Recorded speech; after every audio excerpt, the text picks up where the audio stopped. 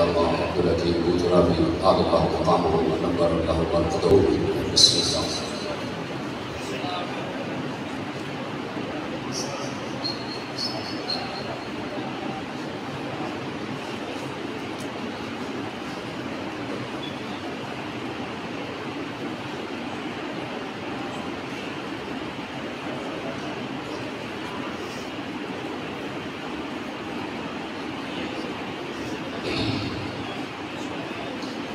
أعوذ بالله السميع العليم من الشيطان اللعين الرجيم. بسم الله الرحمن الرحيم. الحمد لله المعروف من غير رؤية والخالق من غير رؤية الذي لم يزل قائما دائما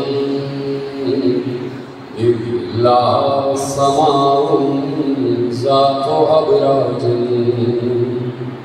ولا ليل داج ولا بحر ساجر ولا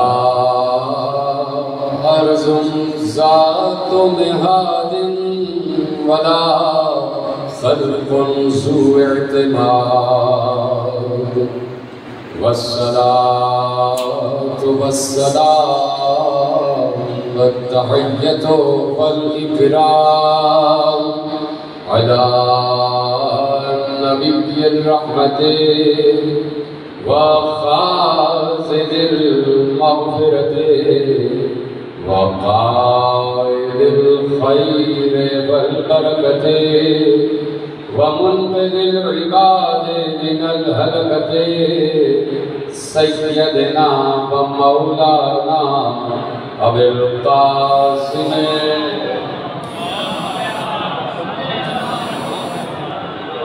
وأهل بيته الطيبين الطاهرين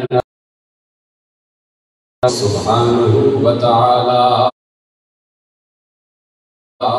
في محكم كتابه المجيد وفرقانه الحميد وقوله الحق. بسم الله الرحمن الرحيم. حامين والكتاب المبين إنا جعلناه عربيا لعلكم تعقلون وإنه في أم الكتاب لدينا لعلي حكيم. صلوات محمد.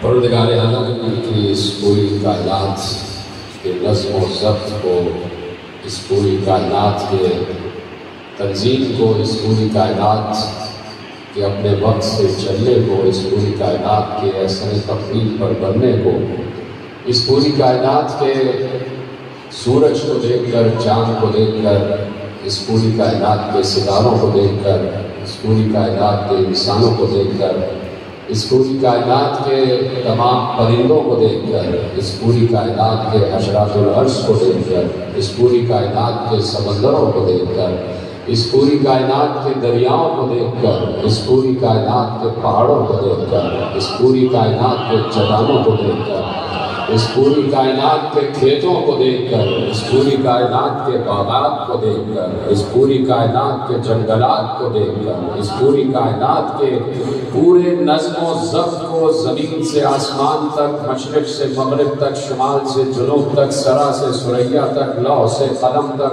عرش سے کرسی تک، جنت سے محلات جنت تک، حجاب سے حجاب عرش تک، حجاب عرش سے لے کر فرادقات عرش تک دیکھ کر یہ بات کہنی پڑتی ہے کہ یہ پوری کائنات کسی حکیم کی بنائی ہوئی ہے۔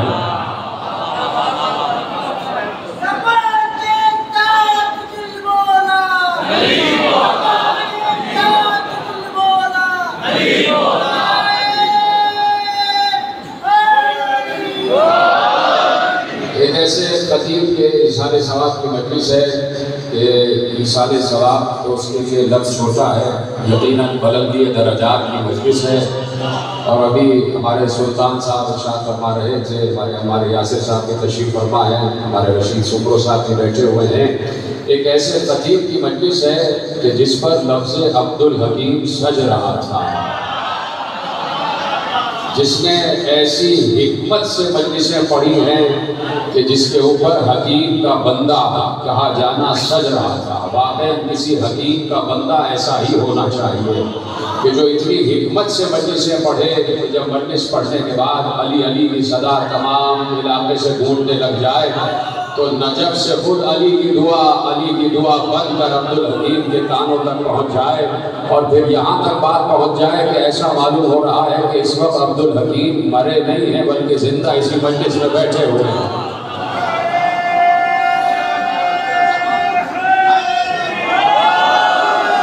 تو میرے عزیزوں، بہت میرے سامنے بڑا ذہین مجمع بیٹھا ہوا ہے اور علماء تشریف فرما ہے ہمارے سامنے، تو میں چاہتا ہوں کہ 2-4 لفظ آپ کے حوالے کروں اور بڑے مختصر دائرے وقت اپنی مکمل گفتگو آپ کے حوالے کر دوں کہ اللہ نے ارشاد فرمایا ہے کہ من یؤت الحکمت فقد اوتی خیرا کثیرا۔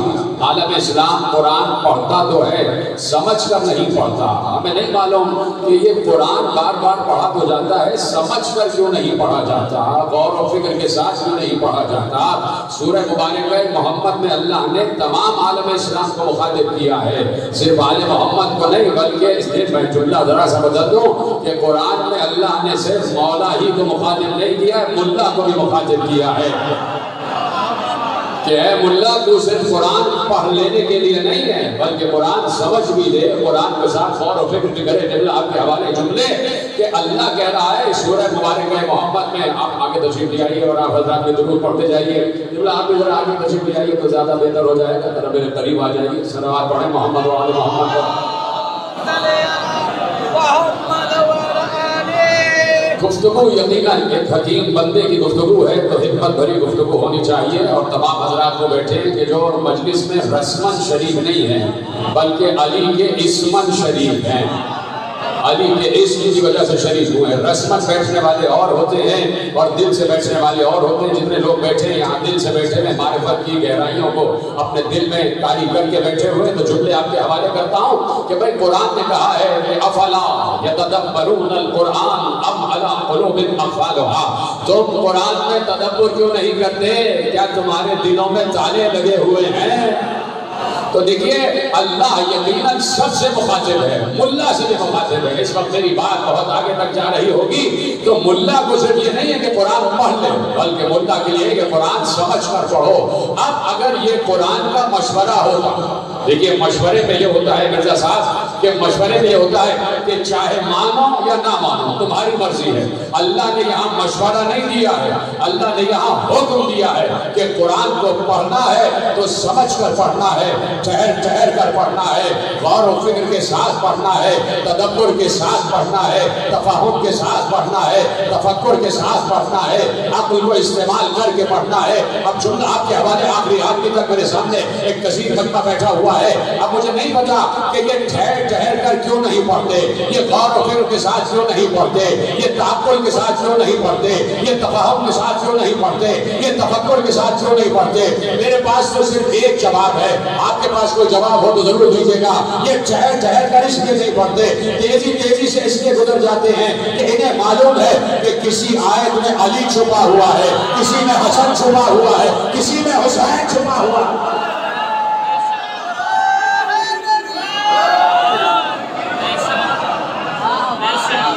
معلوم ہے کہ اگر آیتوں پر رکیں گے تو کہیں علی نظر آ جائے گا، کہیں حسن مصطفیٰ سے ملاقات ہو جائے گی، کہیں حسین ابن علی کا تذکرہ ہے، کہیں شہزادی عالمین کا تذکرہ ہے، کہیں محمد مصطفیٰ کا تذکرہ ہے، کہیں 12 اماموں کا تذکرہ ہے۔ اس لیے امت کو لگا دیا کہ صرف پڑھتے چلے جاؤ، صرف پڑھ جاؤ، ٹھہر کر نہ پڑھنا۔ اس لیے اللہ نے کہا ہے افلا یتدبرون القرآن ام علی قلوب اقفالها، تم قرآن میں تدبر کیوں نہیں کرتے؟ کیا تمہارے دلوں میں تالے لگے ہوئے ہیں؟ یہ تالا جب لگا ہوا ہوتا ہے تو اس کا کیا مطلب ہوتا ہے؟ کسی طرف آپ جائیں، کسی گھر پہ جائیں اور گھر کے دروازے پہ تالا لگا ہو، آپ پلٹ کر واپس آ جاتے ہیں، کوئی پوچھے بھائی آپ اندر گئے کیوں نہیں، تو آپ کہیں گے تالا لگا ہوا ہے۔ تالا لگا ہونے کا مطلب یہ ہے کہ گھر والا گھر میں نہیں ہے۔ سلامت رہے۔ پیچھے والے حضرات کی اگر ہاتھ اٹھا کے مجھے بتاتے رہے تو مجھے معلوم ہونے کا سلامت رہے، خدا آپ کو کسی کا محتاج نہ کرے۔ تالا لگا ہونے کا مطلب یہ ہے کہ گھر والا گھر میں نہیں ہے، یعنی گھر خالی ہے۔ اللہ کہہ رہا ہے تم قرآن میں تدبر کیوں نہیں کرتے؟ کیا تمہارے دلوں میں تالے لگے ہوئے ہیں؟ اس کا مطلب ہے، جملہ سمجھ میں آئے تو بتائیے گا، اس کا مطلب ہے کہ دل کسی کا گھر ہے۔ سلامت رہے، بزرگ میرے سامنے بیٹھے ہوئے، اس کا مطلب ہے کہ دل کسی کا گھر ہے، اور جب گھر والا گھر میں نہ ہو تو اللہ کہہ رہا ہے جو قرآن کو سمجھ کر نہیں پڑھتا اس کا مطلب ہے اس کا دل کا گھر خالی ہے۔ تو اب دیکھنا یہ ہے کہ دل تو ہے، تو یہ دل کس کا گھر ہے میرے ساتھ؟ دیکھنا یہ ہے کہ دل موجود ہے، قلب موجود ہے، اس قلب میں اللہ نے کس کو قرار دیا؟ میں بہت چھوٹا سا تھا بچپن میں، جب علامہ عبدالحکیم بودرابی اللہ مقامہ نے جب پہلا عشرہ پڑھا ہے مسجد امام بارگاہ بودراب عزیزآباد کراچی میں، تو وہاں پر پوری ایک تقریر انہوں نے، ان کے ساتھ تشریف فرما ہے، ان کا سایہ ہے، ان کا پردہ ہے، خدا آپ کو سلامت رکھے، خدا آپ کو ہر نظر بد سے محفوظ رکھے۔ تو گویا چوتھی یا پانچویں مجلس تھی، مجھے ہلکا ہلکا سا یاد ہے کہ انہوں نے تقریر کی تھی کہ قلب والے الگ ہوتے ہیں اور صدر والے الگ ہوتے ہیں، کہ جن کے پاس صرف سینے ہوتے ہیں وہ الگ ہوتے ہیں اور جن کے سینوں میں دل ہوتا ہے وہ الگ ہوتے ہیں۔ پوری تقریر ان کی تھی، لیکن میں اس سے ہٹ کے ایک جملہ آپ کے حوالے کرنا چاہتا ہوں۔ اللہ کہہ رہا ہے ام علی قلوب اقفالها، کیا تمہارے دلوں میں تالے لگے ہوئے ہیں؟ تو بچے کو بھی بات سمجھ میں آ جائے تو میں اتنے آسان الفاظ میں بات عرض کر رہا ہوں کہ بھائی اس کا مطلب ہے کہ دل اللہ نے کسی کا گھر بنایا ہے۔ جب گھر والا گھر میں نہیں ہے تو اس کا مطلب ہے کہ دل کے دروازے پر تالا لگا ہوا ہے۔ تو اب صرف یہ پوچھنا ہے کہ یہ دل گھر کس کا ہے میرے ساتھ سارے کے سارے افراد؟ اب صرف سوال یہ ہے کہ دل کس کا گھر ہے؟ یہ اللہ نے قلب کس کا گھر بنایا ہے؟ تو اب اللہ ہی سے پوچھا جائے، نہ کسی راوی سے پوچھنا، نہ کسی علم کلام والے سے پوچھنا، نہ علم بیان والے سے پوچھنا، نہ علم منطق والے سے پوچھنا، نہ علم فلسفہ والے سے پوچھنا۔ ہاں اگر پوچھنا تو صرف قرآن ہی سے پوچھنا۔ اے قرآن یہ بتا دے تو نے دل بنایا کس کے لیے ہے؟ یہ دل کس کا گھر ہے کہ جب گھر والا گھر میں آ جائے تو ہمیں قرآن سمجھ میں آ جائے؟ تو قرآن نے کہا کہ سورہ مبارکہ حجرات نے آواز دی کہ وَلَٰكِنَّ اللَّهَ حَبَّبَ إِلَيْكُمُ الْإِيمَانَ وَزَيَّنَهُ فِي قُلُوبِكُمْ وَكَرَّهَ إِلَيْكُمُ الْكُفْرَ وَالْفُسُوقَ وَالْعِصْيَانَ أُولَٰئِكَ هُمُ الرَّاشِدُونَ۔ اللہ نے کہا آپ یہ چاہتے ہیں، ترجمہ کرو آپ کی اجازت ہے، وَلَٰكِنَّ اللَّهَ حَبَّبَ إِلَيْكُمُ الْإِيمَانَ۔ مجھے رشید سمرو صاحب نے بھی ٹائم دیا ہے، اسی ٹائم میں مجلس کامل ہوگی۔ وَلَٰكِنَّ اللَّهَ حَبَّبَ إِلَيْكُمُ الْإِيمَانَ، اللہ تو یہ چاہتا ہے کہ تم ایمان سے محبت کرو۔ دیکھیے ایک عجیب وقت طاری ہو جاتا تھا، ایک عجیب کیف طاری ہو جاتا تھا جب علامہ عبدالحکیم بودرابی اللہ مقامہ آیتوں کی تلاوت کرتے ہیں۔ ان کی زبان سے آیتوں کو سننے کا لطف ہی الگ ہوتا ہے۔ ابھی بھی راستے ہم سنتے ہوئے آئے، ہمارے مرزا صاحب مولانا مبارک حسین رضوی صاحب بھی بیٹھے تھے، ذکر ہوتا رہا کہ جب وہ آیتوں کی تلاوت کرتے تھے تو ایک عجیب لطف ہوتا تھا۔ جب قرآن کریم کو پڑھتے تھے ممبر سے تو میں بھی آپ کے حوالے کر رہا ہوں، وَلَٰكِنَّ اللَّهَ حَبَّبَ إِلَيْكُمُ الْإِيمَانَ، اللہ یہ چاہتا ہے کہ تم ایمان سے محبت کرو، وَزَيَّنَهُ فِي قُلُوبِكُمْ، اور اللہ نے اسی ایمان کی محبت سے تمہارے دلوں کو زینت عطا کی ہوئی ہے۔ جیتے رہے جو قرآن کی آیتیں سمجھ کر داد دے رہے، خدا ہم کو سلامت رکھے۔ وَزَيَّنَهُ فِي قُلُوبِكُمْ، اللہ یہ چاہتا ہے کہ تم ایمان سے محبت کرو اور اسی ایمان کی محبت سے اللہ نے تمہارے دلوں کو زینت عطا کی ہوئی ہے۔ اس کا مطلب ہے کہ دل گھر ہے ایمان کا۔ بھائی یہ پیچھے والے حضرات میں کہہ رہا ہوں ہاتھ اٹھا کے بتا دیں، اس لیے کہ آپ کی آواز مجھ تک نہیں آ رہی، سامنے والے حضرات بیٹھے خدا سلامت رکھے۔ کہ یہ دل گھر ہے ایمان کا. اللہ کیا کہہ رہا ہے؟ ہم چاہتے ہیں کہ تم ایمان سے محبت کرو اور اسی محبت سے اپنے تمہارے دلوں کو زینت عطا کی ہوئی. یعنی دل گھر ہے ایمان کا. وَزَيَّنَهُ فِي قُلُوبِكُمْ. ہم چاہتے ہیں کہ ایمان سے محبت کرو. تو اب میں ملا سے یہ پوچھنا چاہتا ہوں کہ دل میں صرف محبت ہی کا جذبہ تو نہیں ہوتا. دل میں تو دو جذبے ہوتے ہیں, ایک محبت ایک نفرت.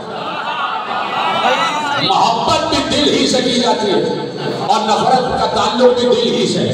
تو جب دل کا خالق اللہ ہے تو ان دونوں جذبوں کا خالق بھی اللہ ہے. نفرت کا جذبہ بھی اللہ نے رکھا ہے دل میں اور محبت کا جذبہ بھی اللہ نے رکھا ہے دل میں. تو جب دل کا خالق اللہ ہے, جب محبت اور نفرت کا خالق بھی اللہ ہے, تو اب اپنی طرف سے یہ طے نہیں کرنا کہ کس سے محبت کرنا ہے کس سے نفرت کرنا ہے. اب اللہ ہی سے پوچھا جائے کہ تو بتا دے کہ محبت کس سے کی جائے اور نفرت کس سے کی جائے.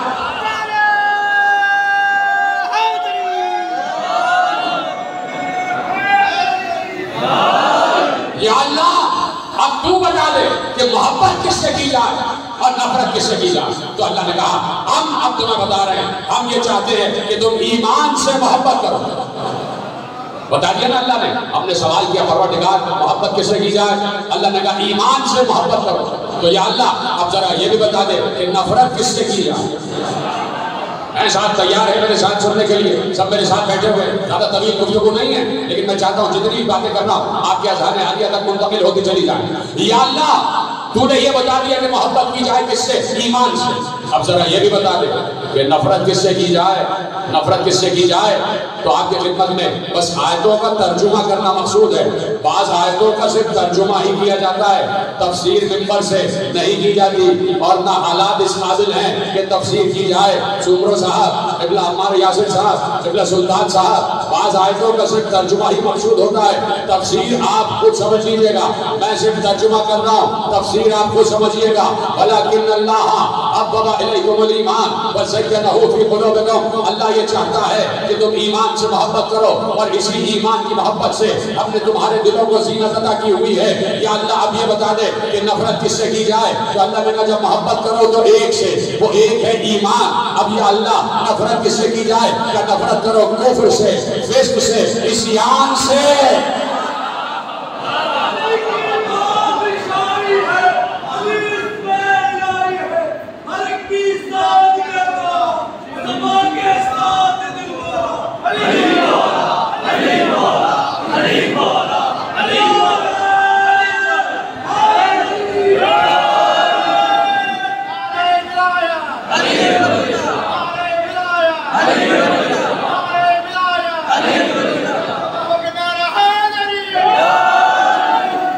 سلامت رہیں.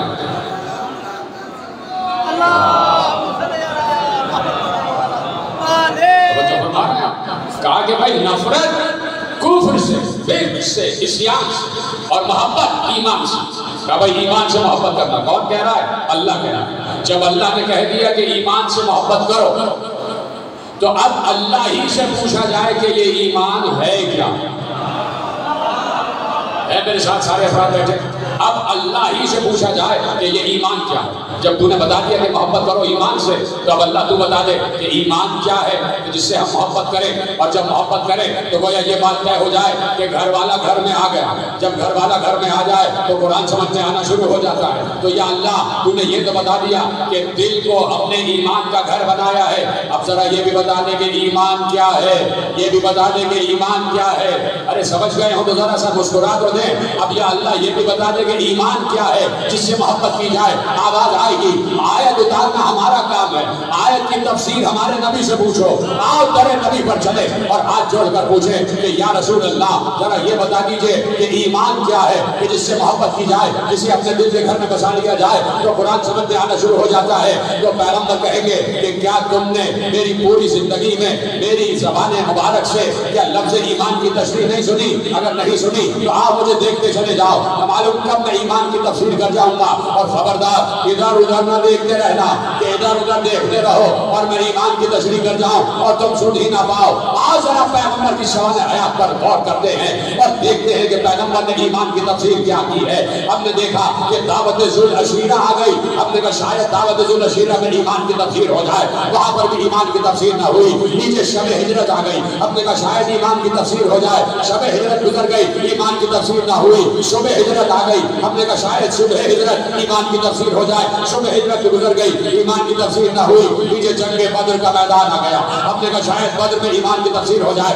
بدر کا میدان فتح ہو گیا، ایمان کی تفسیر نہ ہوئی۔ احد کا میدان سجا، ہم نے کہا شاید ایمان کی تفسیر ہو جائے، احد کا میدان بھی گزر گیا، ایمان کی تفسیر نہ ہوئی۔ نیچے خندق کا میدان سجا، کسی نے پیغمبر کی شان سے گستاخی کی، پیغمبر نے کہا ہے کوئی جو اس کتے کی زبان کو بند کرے، ہے کوئی جو اس جانور کی زبان کو بند کرے۔ ایک بار علی نے پڑھا ہوگا انا اللہ یا رسول اللہ، میں ہوں اس کے لیے۔ 3 مرتبہ علی نے کہا، چوتھی مرتبہ پیغمبر نے کہا ہاں علی تم جاؤ۔ اب جو علی چلے تو پیغمبر نے کہا یا علی ٹھہر جاؤ، ایسے نہ جانا۔ اپنے ہاتھ سے علی کی کمر میں پٹیا کو باندھا، اپنے ہاتھ سے علی کے سر پر امامہ رکھا، اپنے ہاتھ سے علی کے ہاتھ میں تلوار دی اور کہا جاؤ علی جاؤ۔ اب جو علی چلے تو پیغمبر نے کہا یہ علی نہیں جا رہا، یہ کل ایمان جا رہا ہے۔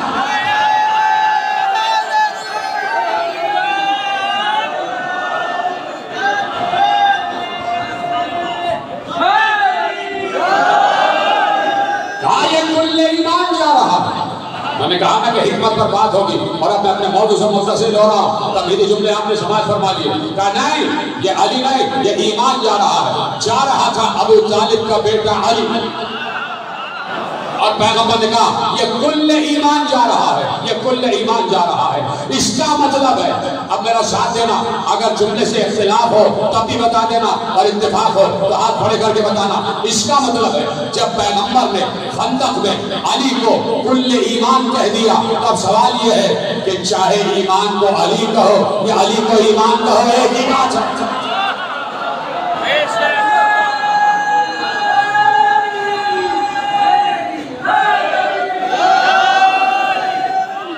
چاہے ایمان کو علی کہو یا علی کو ایمان کہو، ایک ہی بات ہے کہ نہیں ہے؟ سب کو اتفاق ہے نا، اس سے اختلاف تو کسی کو نہیں ہے، اس لیے کہ پیغمبر نے علی کو خندق میں ایمان کا نام دیا۔ تو اب میرا حق ہے کہ میں چاہوں علی کو ایمان کہوں یا ایمان کو علی کہوں، تو اب میرا حق ہے کہ جہاں پر بھی قرآن میں لفظ ایمان آ جائے میں ترجمے میں لکھ دوں کیا؟ علی علی علی۔ تو اب آیت کا ترجمہ کیا ہوا؟ لفظ ترجمہ سنو اور اس کے بعد جتنی چاہے ذات دے لینا۔ آیت کا ترجمہ کیا ہوا؟ وَلَكِنَّ اللَّهَ حَبَّبَ إِلَيْكُمُ الْإِيمَانَ وَزَيَّنَهُ فِي قُلُوبِكُمْ۔ ہم یہ چاہتے ہیں کہ تم ایمان سے محبت کرو۔ ایمان کا ترجمہ کیا ہے؟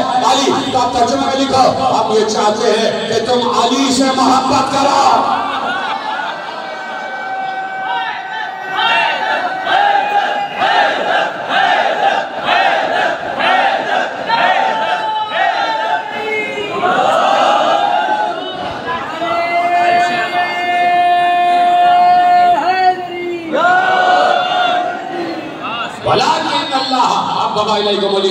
ہاں بلکہ یہ ہے کہ اللہ نے تمہارے لیے علی کی محبت کو قرار دیا۔ اللہ چاہتا ہے کہ تم علی سے محبت کرو، وَزَيَّنَهُ فِي قُلُوبِكُمْ، اور اسی علی کی محبت سے جب تمہارے دلوں کو زینت عطا کی ہے۔ اب تو سمجھ جائیں اللہ کیا کہہ رہا ہے؟ افلا یتدبرون القرآن ام علی قلوب اقفالها۔ تم قرآن کو سمجھتے کیوں نہیں؟ کیا تمہارے دلوں میں تالے لگے ہوئے ہیں؟ یعنی جملہ سمجھ میں آئے تو بتانا۔ یعنی اللہ کہہ رہا ہے کہ جس دل میں علی بسا ہوگا وہی قرآن سمجھ سکتا ہے، جہاں علی نہیں وہاں تلاوت تو ہے، تفسیر نہیں ہے۔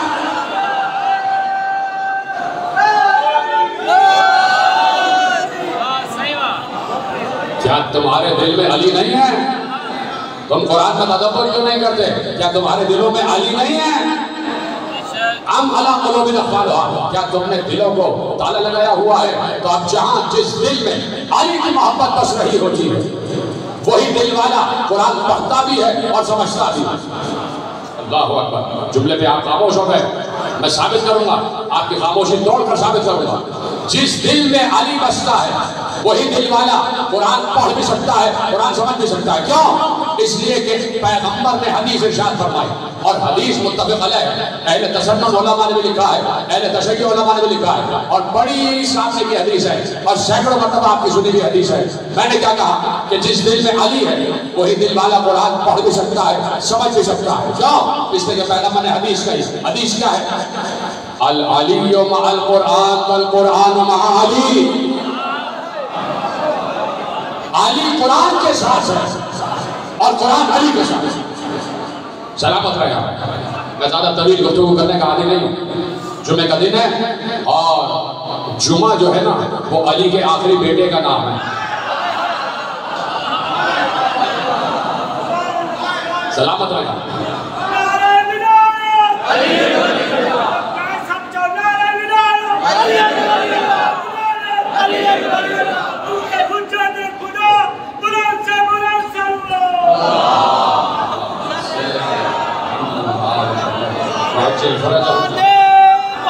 توجہ فرمائیں.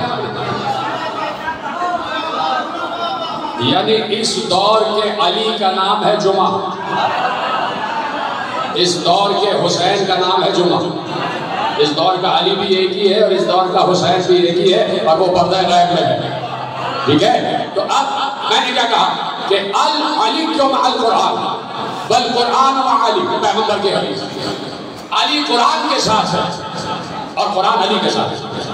تو پیغمبر کی حدیث کو سننے کے بھی وہی، پیغمبر کی حدیث کو سمجھنے کے بھی وہی معیارات ہیں جو قرآن کی آیات کو سمجھنے کے معیارات ہیں. پیغمبر کی حدیث کی ایسی سمجھ میں نہیں آتی. پیغمبر نے کہا علی مع القرآن والقرآن مع علی. علی قرآن کے ساتھ ہے اور قرآن علی کے ساتھ ہے. میں ایک سوال پوچھنا چاہتا ہوں، میری طرف توجہ.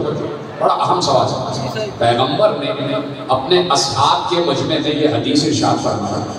ہم تو نہیں بیٹھے تھے، ہم میں سے تو کوئی نہیں تھا، ہمارے ساتھ ایسا نہیں تھا. پیغمبر نے اپنے دوستوں سے کہا،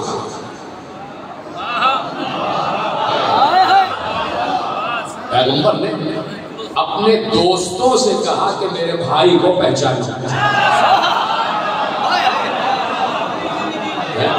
اپنے دوستوں سے کہا کہ میرا بھائی کون؟ میرے بھائی کو پہچانو. میرا بھائی ہے علی. یا علی انت اخی فی الدنیا والآخرہ. یا علی تم دنیا میں بھی میرے بھائی ہو اور آخرت میں بھی میرے بھائی ہو. تو اب اسی بھائی کے لیے پیغمبر نے کیا کہا؟ العلی مع القرآن والقرآن مع علی.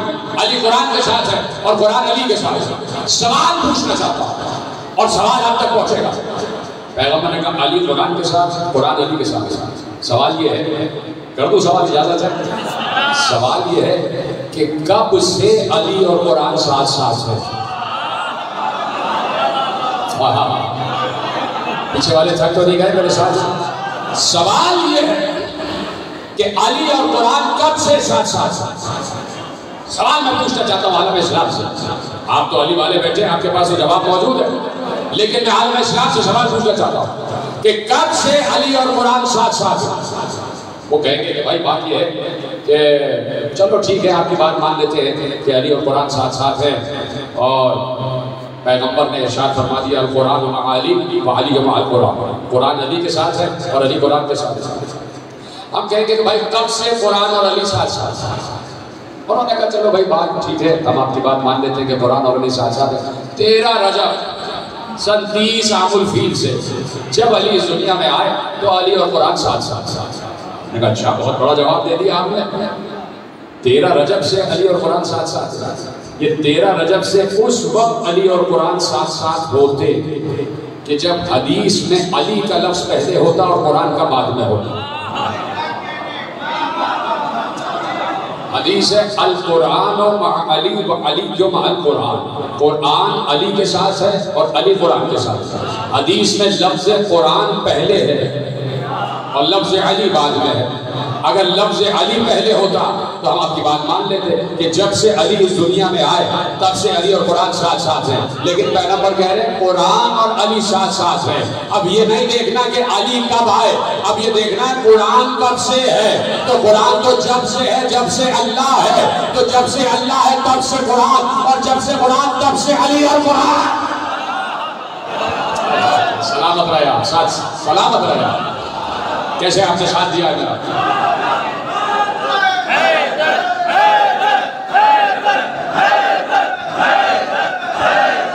جب سے وہ ذات ہے تب سے علم ہے، جب سے علم ہے تب سے قرآن ہے، اور جب سے قرآن ہے تب سے علی اور قرآن ساتھ ساتھ ہے. تب سے علی اور قرآن ساتھ ساتھ ہے. تو اب حکمت کی بات ہے، اسی لیے اللہ نے ارشاد فرمایا جہاں سے میں نے گفتگو موڑی ہے، مَن یُؤْتَ الْحِکْمَةَ فَقَدْ أُوتِیَ خَیْرًا کَثِیرًا. ہم نے جسے حکمت عطا کی ہے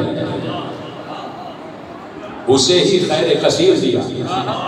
ایک ایک جملہ آپ کی سمجھ میں آ رہا ہے؟ مَن یُؤْتَ سورہ بقرہ مَن یُؤْتَ الْحِکْمَةَ فَقَدْ أُوتِیَ خَیْرًا کَثِیرًا. ہم نے جسے حکمت عطا کی ہے اسے ہی ہم نے خیر کثیر عطا کی ہے. حکمت والے کو کیا کہا جاتا ہے؟ بھئی جس کے پاس حکمت ہوتی ہے اسے حکیم کہا جاتا ہے. تو سمجھ کے ہم کو میرا سلام ہے. جو صاحب حکمت ہوتا ہے اسے حکیم کہتے ہیں، حکیم. اور آج ایک حکیم کے بندے کے اشارے ثواب کی مجلس ہے، حکیم کے آپ کے اشارے ثواب کی مجلس ہے. تو جس کے پاس حکمت ہو اسے حکیم کہا جاتا ہے. اللہ کہہ رہا ہے کہ ہم نے جسے حکمت عطا کی ہے ہم نے اسے ہی خیر کثیر دیا. یہ حکمت اور یہ حکیم وہ نہیں ہے جو گلی گلی مطلب میں بیٹھے ہوتے ہیں. یہ اس حکیم کی بات نہیں ہو رہی. یہ حکمت اس نے دی ہے جو خود حکمت والا. یہ حکمت وہ دے رہا ہے جو خود حکیم. اللہ بھی تو حکیم ہے نا بھائی. اللہ کہہ رہا ہے کہ ہم نے اسے حکیم بنایا ہے جسے ہم نے خیر کثیر دیا.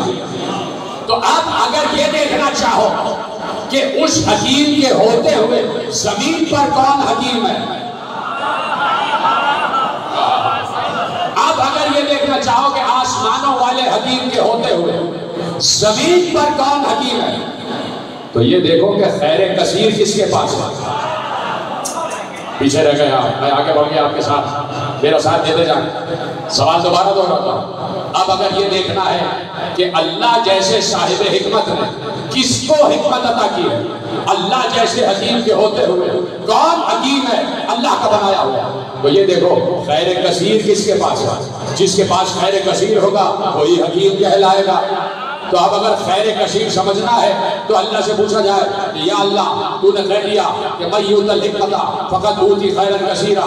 ہم نے جسے حکمت دی ہے اسے ہی خیر کثیر دیا ہے. یا اللہ یہ بتا دے خیر کثیر کیا ہے، خیر کثیر کیا ہے، خیر کثیر کیا ہے. پھر آواز آئے گی آیت اتارنا ہمارا کام، آیت کی تفسیر ہمارے نبی سے پوچھو. ایک بار جب ہم نے کہا یا رسول اللہ خیر کثیر کیا ہے تو کہا کہ کیا تم نے قرآن کی آیت نہیں پڑھی ہے، اِنَّا أَعْطَيْنَاكَ الْكَوْثَرَ، ہم نے تمہیں کوثر عطا کیا ہے.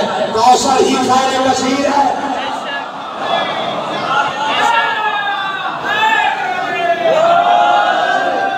ہم نے تمہیں کوثر عطا کیا، کوثر ہی خیر کثیر ہے. بات سمجھ میں آ گئی کہ کوثر خیر کثیر ہے، کوثر خیر کثیر ہے. جب خیر کثیر کا ترجمہ کوثر ہو گیا تو آیت کا ترجمہ کیا ہوگا؟ مَن یُؤْتَ الْحِکْمَةَ فَقَدْ أُوتِیَ خَیْرًا کَثِیرًا. ہم نے اسے ہی حکیم بنایا ہے جسے ہم نے کوثر عطا کیا ہے، جسے ہم نے کوثر عطا کیا ہے. تو اب یا رسول اللہ خیر کثیر آپ نے بتا دیا کوثر، اب ذرا یہ بھی بتا دیجئے کوثر کس کا نام ہے. ایک بار پیغمبر نے بھری مسجد نبوی میں کہا میری بیٹی زہرا کا نام ہے کوثر.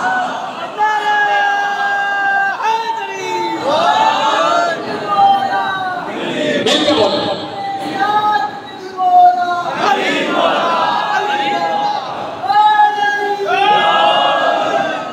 توجہ فرمانا نا کہ ہم نے جسے خیر کثیر دیا اسے ہی حکیم بنایا. خیر کثیر ہے کوثر، کوثر ہے بنت رسول، کوثر ہے رسول کی بیٹی. بات پہنچ گئی کہ نہیں پہلے تو بتاؤ. سب نے سنی ہے نا حدیث کہ کوثر لقب ہے بنت رسول کا، رسول کی اکلوتی بیٹی کا لقب ہے کوثر. کوثر کہتے ہیں رسول کی بیٹی کو. تو اب آیت کا ترجمہ کیا ہوا؟ مَن یُؤْتَ الْحِکْمَةَ فَقَدْ أُوتِیَ خَیْرًا کَثِیرًا.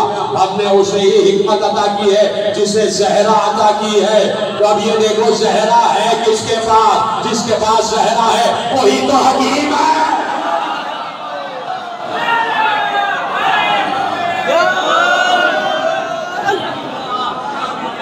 جس کے پاس بنت رسول وہی تو حکیم ہے. تو اب زہرا تین رشتوں سے زہرا کو دیکھو کہ زہرا کس کس کے پاس ہے. زہرا بیٹی کی صورت میں رسول کے پاس ہے، زوجہ کی صورت میں علی کے پاس ہے، اور ماں کی صورت میں حسن حسین کے پاس ہے.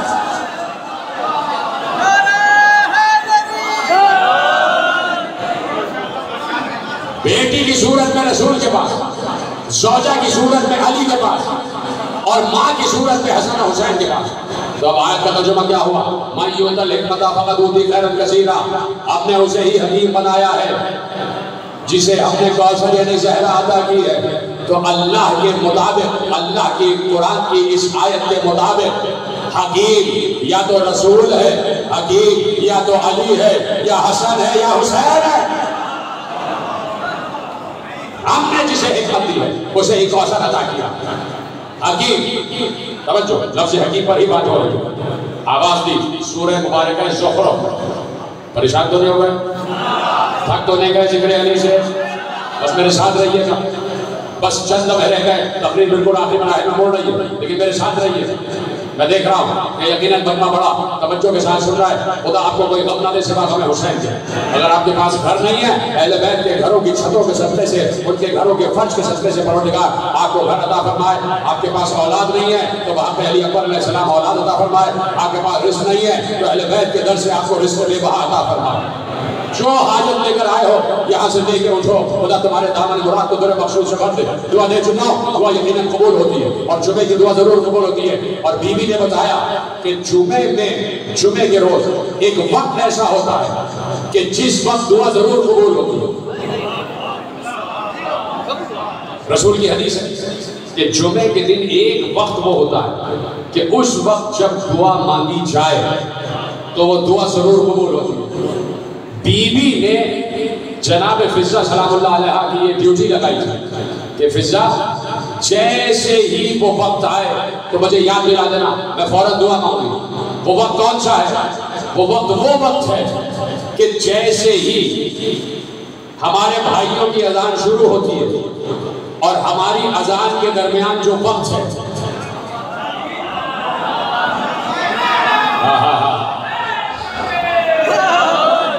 جب ہمارے بھائیوں کی اذان ہوتی ہے اس وقت سے لے کے اور ہماری اذان کے وقت تک کا جو بیچ میں وقت ہے وہ وقت ہے. اس کا مطلب ہے کہ مغرب کا اصل وقت وہی ہے جب علی ولی اللہ والی اذان ہو رہی ہوتی ہے. اصل وقت وہی ہے.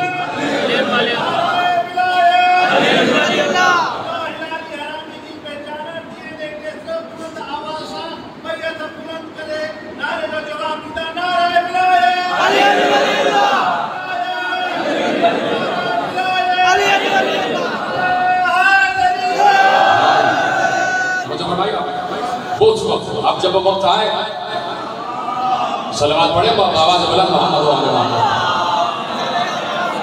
آج وہ وقت آئے گا تو یقیناً جسے یاد رہ جائے وہ دعا مانگے، انشاءاللہ دعا ضرور قبول ہوگی. اور اس وقت میں نے وہ دعائیں پروردگار آل محمد کے حوالے کر دی ہیں. بس دو ہی جملے آپ کے حوالے کرنا ہے اور تقریر آخری مراحل میں داخل ہو رہی ہے اور لفظ حکیم پر بات ہو رہی ہے. سورہ مبارکہ زخرف ہے. میں نے جہاں سے بات شروع کی وہیں پر میں رکا ہوا کہ یہ لوگ قرآن کو ٹھہر کر کیوں نہیں پڑھتے. سوال نہیں تھا، اس سوال کے جواب میں پوری تقریر ہوتی. سورہ مبارکہ زخرف میں اللہ نے ارشاد فرمایا حامیم والکتاب المبین انا جعلناہ قرآنا عربیا لعلکم تعقلون.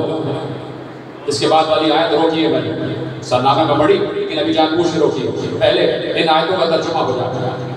حامیم، ہا اور میم یہ حروف مقطعات ہیں، اور حروف مقطعات قرآن میں دو قسم کے اللہ نے آیتیں رکھی ہیں. ایک آیت متشابہات ہیں اور کچھ آیت محکمات ہیں. محکم وہ ہیں کہ جو صاف واضح آیتیں ہیں. متشابہ وہ ہیں کہ جن میں بظاہر کچھ اور کہا جا رہا ہو اور باطن میں کچھ اور موجود ہو، اسے متشابہ کہتے ہیں. آپ چپ ہو گئے. میں بچے سے بھی سوال کروں کہ بیٹا ایک آیت میں پڑھ رہا ہوں اور آیت کون سی ہے، مجھے بتانا کہ یہ محکم ہے متشابہ ہے. بچے سے پوچھوں گا یہ بتاؤ بسم اللہ الرحمن الرحیم انا انزلناہ فی لیلۃ القدر، بیٹا یہ بتاؤ یہ آیت محکم ہے؟ اچھا کہے گا محکم آیت ہے، صاف آیت ہے، ہمیں تو سمجھ میں آ رہا ہے، اس لیے کہ اللہ کہہ رہا ہے کہ ہم نے اس قرآن کو شب قدر میں نازل کیا ہے، اور اللہ نے کہہ دیا شب قدر آخری 3 تاک راتوں میں، رمضان کی آخری 3 تاک راتوں میں شب قدر تلاش کرو، اور اسی شب قدر میں ہم نے قرآن کو نازل کیا ہے، اور شب قدر میں اللہ کا امر نازل ہوتا ہے اولی الامر پر، اور ہر مخلوق کی قسمتوں کا فیصلہ صادر ہوتا ہے۔ بچہ کہتا ہے، بچہ بھی کہہ دے گا بڑی محکم آیت ہے، بڑی صاف آیت ہے۔ میں کہوں گا اچھا دوسری آیت تو پڑھو، وَمَا أَدْرَاكَ مَا لَيْلَةُ الْقَدْرِ، تم کیا جانو شب قدر کیا ہے؟ ابھی تک تو آیت محکم تھی، لیکن دوسری آیت نے پہلی کو بھی متشابہ بنا دی، تم کیا جانو شب قدر کیا ہے؟ تو اب شب قدر لیلۃ القدر کا ترجمہ نہیں ہوگا، اب اس کی تعویل ہوگی، اس لیے کہ اب لیلۃ القدر متشابہ ہو گیا، اور متشابہ کی تفسیر نہیں ہوتی، متشابہ کی تعویل ہوتی ہے۔ متشابہ میں آیت بظاہر کچھ اور دکھا رہی ہوتی ہے، لیکن باطن میں کچھ اور ہوتا ہے۔ جب پوچھا گیا صادق آل محمد حضرت امام جعفر صادق علیہ السلام سے کہ مولا یہ بتائیے کہ لیلۃ القدر کیا ہے؟ تفسیر فرات ابن ابراہیم کوفی سے جملہ پڑھ رہا، مولا یہ بتائیے لیلۃ القدر کیا ہے؟ تو کہا لیلۃ القدر کی تعویل ہوگی، تفسیر نہیں ہوگی، اس لیے کہ لیلۃ القدر متشابہ ہے، یعنی بظاہر شب قدر، لیکن باطن میں کیا لفظ ہے؟ ایک بار مولا نے جملہ کہہ دیا کہ ظاہر میں تو نظر آ رہا ہے شب قدر، لیکن باطن میں اس کی تعویل یہ ہے کہ من عرف فاطمہ حق معرفتها فقد ادرک لیلۃ القدر، یہ لیلۃ القدر ہماری دادی فاطمہ زہرا کا نام ہے۔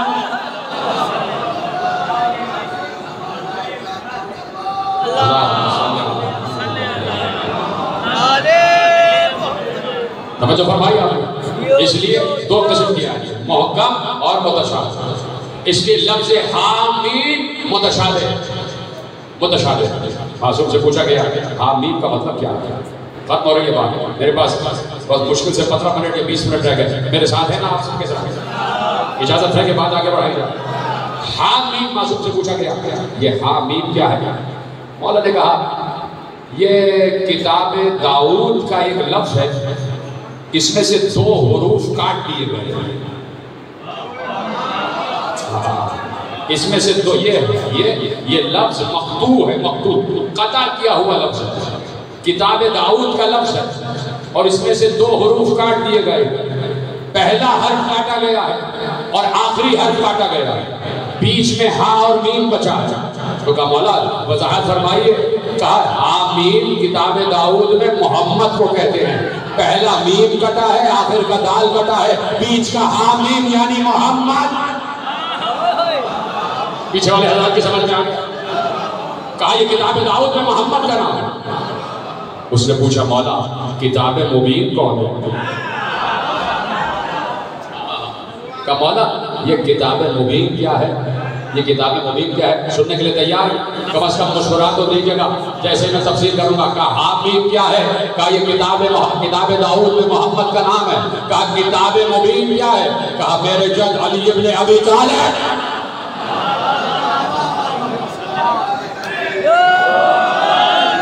کتاب مبین سے مراد علی ابن ابی طالب۔ تب کیا ہوا؟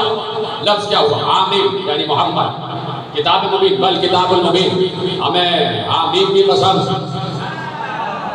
اور ہمیں کتاب مبین کی قسم یعنی علی کی قسم، علی کے نام پہ کم از کم بولنا واجب ہو جاتا ہے، ہمیں علی کی قسم۔ کیا قسم کھا کے کیا کہہ رہا؟ اِنَّا جَعَلْنَاهُ قُرْآنًا عَرَبِيًّا لَعَلَّكُمْ تَعْقِلُونَ، ہم نے اس قرآن کو عربی زبان میں قرار دیا تاکہ تم سمجھ سکو۔ اب قرآن کی بات آ رہی ہے، اب میں کر رہا ہوں چوتھی آیت پڑھ رہا ہوں اور اس کا ترجمہ کر رہا ہوں، اور اب آپ کے حوالے ہیں، جیسے چاہیں سنیں۔ آپ نے تقریر سننے کا حق ادا کیا ہے، اور یہ جتنے بھی جملے ہیں یہ سارے ثواب ہو رہے ہیں برائے بلندی جلالت علامہ عبدالحکیم بوترابی اللہ کو کام ہو کے، جن کی روح یہاں موجود ہے، اور وہ آپ کو بھی دعائیں دے رہی ہے اور مجھے بھی دعا دے رہی ہے۔ بہت کم لوگوں کو یقین ہے شاید اس بات پر، میں تو اس یقین کے ساتھ رہ رہا ہوں کہ جس مرحوم کے سارے ثواب کی مجلس اور مرحوم بھی ذاکر حسین، سب سے بڑی ڈگری ہے ذاکر حسین ہونا، سب سے بڑی ڈگری۔ تو اب ان کے اشارے سواد کے لیے جھکنا.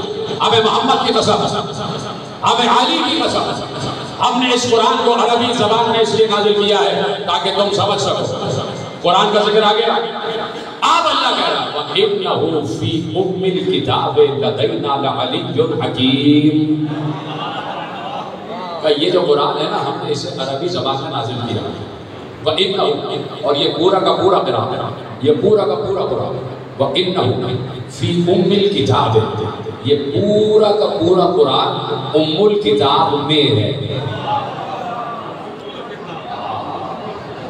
سلامت ہے آپ. ابھی بھی آپ ایسے بیٹھے جیسے آپ کو کچھ پتہ ہی نہیں ہے. میں ترجمہ پہلے کر چکا ہوں، میں نے آیت کا ترجمہ بعد میں کیا ہے، پہلے لفظ بتا چکا ہوں، اب دوبارہ پڑھ دیتا ہوں. وَإِنَّهُ فِي أُمِّ الْكِتَابِ لَدَيْنَا لَعَلِيٌّ حَكِيمٌ یہ پورا کا پورا قرآن ام الکتاب میں ہے. اب ترجمہ سننا، اب ترجمہ سننا.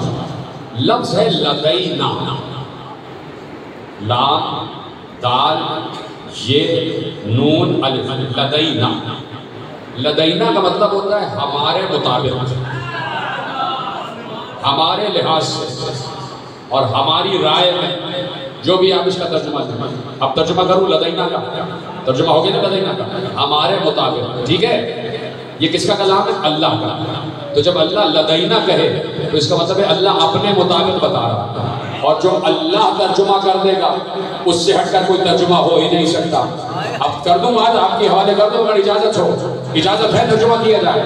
وَإِنَّهُ فِي أُمِّ الْكِتَابِ لَدَيْنَا لَعَلِيٌّ حَكِيمٌ یہ پورا کا پورا قرآن ام الکتاب میں ہے، اور ام الکتاب ہمارے مطابق علی حکیم ہے.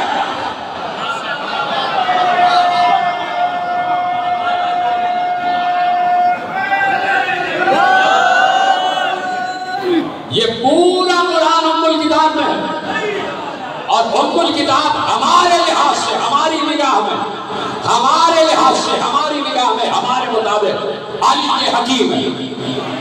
معصوم سے پوچھا گیا مولا یہاں علی حکیم سے مراد کون ہے؟ کیا وہ نہیں، وہ جسے تم سمجھ رہے ہو وہی. کہ علی حکیم سے مراد اللہ یہ کہہ رہا ہے علی ابن ابی طالب. یہ پورا کا پورا قرآن علی ابن ابی طالب کی ذات سے موجود ہے. ہائے جملہ ضائع کر دیا آپ نے.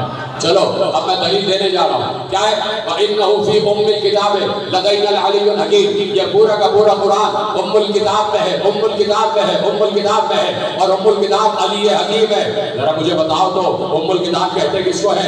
ابھی میں ترجمے کی بات نہیں کر رہا کہ معصوم نے کہا تھا کہ ام الکتاب کا مطلب علی ہے. ابھی اس کو ہٹاؤ، ابھی صرف عالم اسلام سے پوچھو ام الکتاب کسے کہتے ہیں؟ سب کہیں گے کہ سورہ فاتحہ کو ام الکتاب کہا جاتا ہے.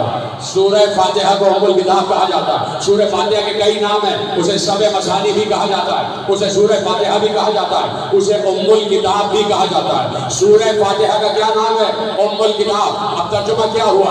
یہ پورا کا پورا قرآن سورہ فاتحہ میں موجود ہے. پورا کا پورا قرآن سورہ فاتحہ میں موجود ہے. اسی کے لیے تو علی نے کہا تھا پورا قرآن سورہ فاتحہ میں ہے. سورہ فاتحہ میں جو ہے وہ بسم اللہ الرحمن الرحیم ہے. جو بسم اللہ میں ہے وہ با میں ہے، جو با میں ہے وہ نقطے میں ہے، اور میں ہی تو وہ نقطہ ہوں.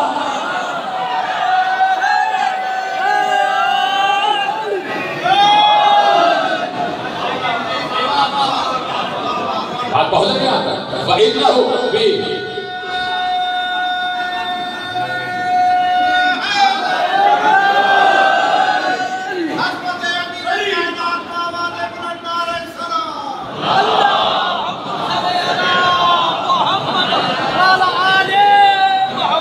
وَإِنَّهُ فِي أُمِّ الْكِتَابِ لَدَيْنَا لَعَلِيٌّ حَكِيمٌ یہ پورا کا پورا قرآن ام الکتاب ہے، اور ام الکتاب ہمارے مطابق علی ہے.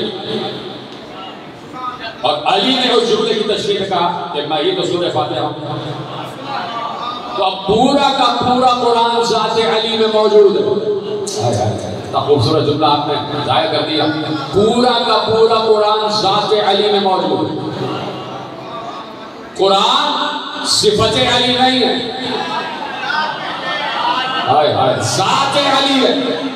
پورا کا پورا قرآن علی کی ذات میں موجود ہے. میری اور آپ کی ذات بھی ہے، میں بھی موجود ہوں، آپ بھی موجود ہوں. میری اور آپ کی ذات سر سے لے کر پاؤں تک مکمل ہوتی ہے.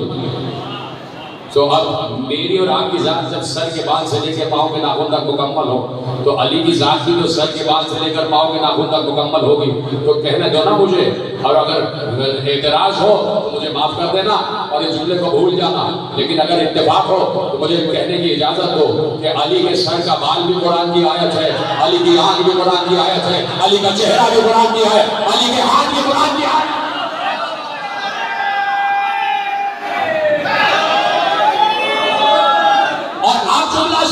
کہ علی کے قدم بھی قرآن کی آیت.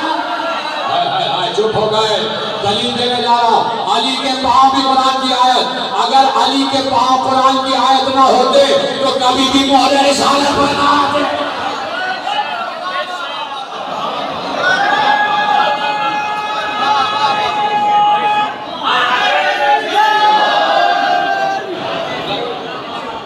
کبھی بھی دوش رسالت پر, مہر رسالت پر قدم علی نہ.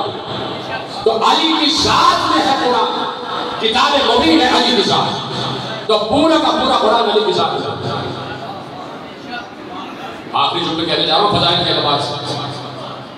13 رجب سن 30 عام الفیل کو علی آیا. اس سے پہلے اور بھی لوگ آئے. 13 رجب کو اور بھی بچے پیدا ہوئے ہوں گے. 13 رجب سن 30 عام الفیل کو اور بھی بچے پیدا ہوئے ہوں گے. کسی بھی گھر میں رسول نہیں گئے کہ لاؤ اس بچے کو میری گود میں دے دو. اللہ کے گھر میں پیدا ہونے والے بچے کے پاس آئے اور کہا لائیے چچی علی کو میری گود میں دے دیجیے.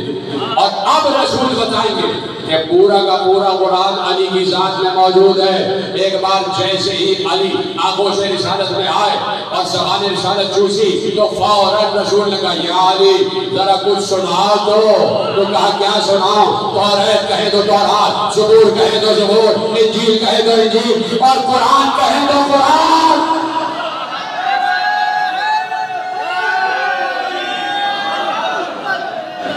اے رسول اللہ اگر قرآن کہے تو قرآن سنا. اور علی نے قرآن کو سنایا, وہ قرآن جو ابھی نازل نہیں ہوا تھا, 10 برس کے بعد نازل ہونا تھا, وہ قرآن علی نے سنایا. اور کون سی آیتیں سنائی؟ سورہ مومنون کی آیت, مومنون کی آیت, یعنی زبان امیر المومنین پر سب سے پہلے جو ذکر آیا وہ مومنین کا آیا. قد افلح المومنون, مومنین فلاح پا گئے. علی کی زبان سے پہلا جملہ ادا ہوا قد افلح المومنون, مومنین فلاح پا گئے, مومنین فلاح پا گئے. تو مومنین کون ہے؟ مومن کی جمع کو مومنین کہا جاتا ہے. مومن کسے کہتے ہیں؟ ایمان والے کو. ایمان کون ہے؟ علی والا. ایمان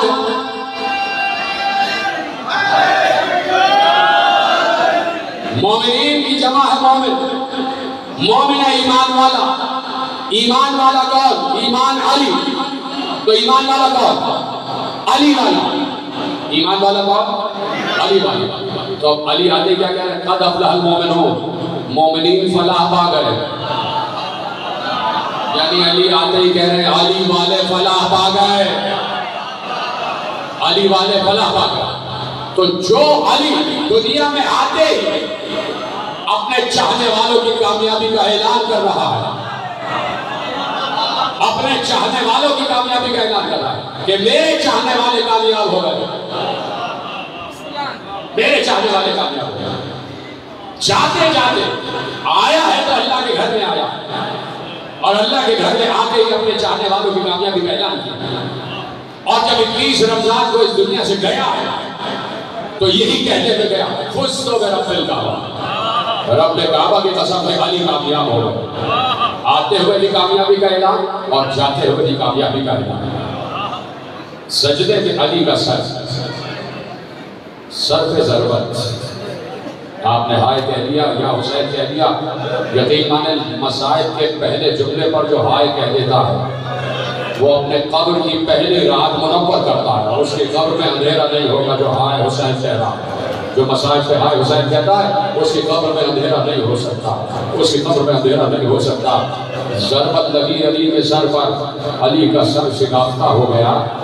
میں صرف جملے میں گریز کرنا چاہتا ہوں کہ جب علی کو علی کے بیٹے اٹھا کے لے جا رہے تھے نا گھر کی طرف، جیسے ہی گھر کا دروازہ قریب آیا، ایک بار علی نے کہا مجھے اٹھا دو، مجھے چادر مت لے جاؤ، مجھے میرے قدموں پہ چلا کے لے جاؤ۔ کہا حسن نے کہا بابا آپ کا سر زخمی ہے، آپ چل نہیں سکتے، ہم آپ کو چادر پہ اٹھا کے لے جا رہے ہیں۔ علی نے کہا نہیں، جب زینب مجھے اس عالم میں دیکھے گی زینب سے برداشت نہیں ہوگا۔ میں ہاتھ جوڑ کر ایک جملہ بار کا ہے، علی نے عرض کر دوں کہ یا علی آج آپ کے سر پر ضرب لگی ہے تو آپ کو زینب کا اتنا خیال ہے کہ زینب یہ ضرب دیکھ کر برداشت نہ کرے گی۔ یا علی آئیے ذرا عصر عاشور کربلا میں دیکھے، قاتل کا خنجر ہے، میرا ضربے ہے اور زینب کے سامنے حسین کا سر کاٹا جا رہا ہے۔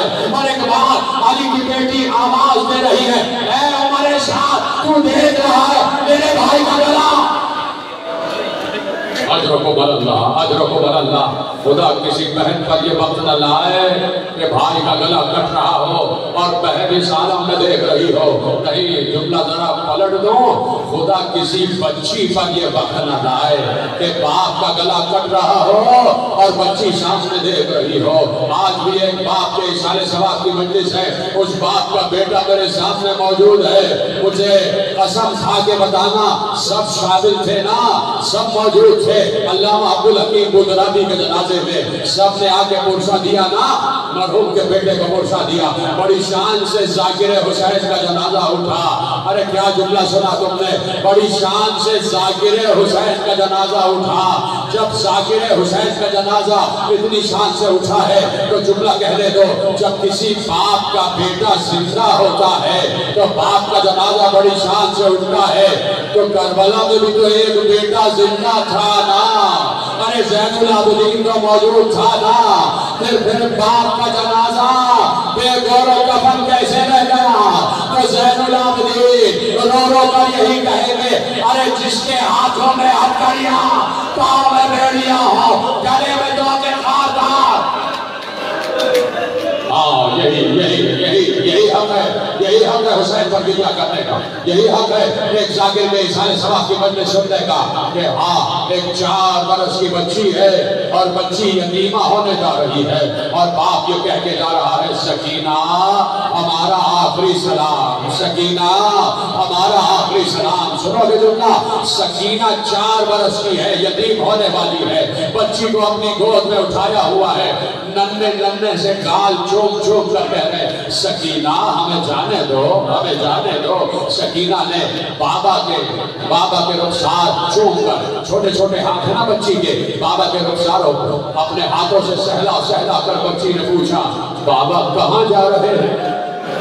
بابا کہاں جا رہے ہیں؟ اولاد والے بتائے کہ اب حسین کیا جواب دے؟ بابا کہاں جا رہے ہیں؟ حسین نے ایک جواب دیا، سکینہ کے سوکھے ہونٹ چوم کر کہا تمہارے لیے پانی لینے جا رہے ہیں، پانی لینے جا رہے ہیں۔ سینے پہ ہاتھ مار کے جملہ سننا، جیسے ہی سکینہ نے سنا کہ بابا کہہ رہے پانی لینے جا رہے ہیں تو ایک بار سکینہ نے سینے سے لگا کر کہا بابا چچا عباس بھی یہی کہہ کر گئے، بابا چچا عباس بھی یہی کہہ کر گئے تھے، بابا اب مجھے پیاس نہیں ہے، بابا اب مجھے پیاس نہیں ہے۔ بچی کو سینے سے لگا لیا اور ایک بار جاتے جاتے بچی کو زینب کی آغوش میں لے کر کہا زینب میری سکینہ کا خیال رکھنا، میری بچی کا خیال رکھنا، مجھے بچاؤ کہ کیسے خیال رکھا جائے۔ آخری جملے ہیں تقریر کے، جب حسین وصیت کر گئے کہ سکینہ کا خیال رکھنا، تو ایک بار جب زین العابدین رہا ہو کر مدینے واپس آئے ہیں اور حسین کی فرض ادا بچھا ہے تو زین العابدین نے خود جو مجلس پڑھی ہے اس میں اہل مدینہ کو مخاطب کر کے کہا اے اہل مدینہ، اے اہل قریہ، میں تمہیں کیا بتاؤں مجھ پر کیا گزری ہے۔ عصر عاشور کسی نے مجھے چونکا کر جگایا، جیسے ہی میری آنکھ کھلی میں نے دیکھا میرے سامنے میرا بابا کھڑا ہوا ہے، سر سے پاؤں تک لہو لہان ہوا ہے، لہو لہان ہوا ہے۔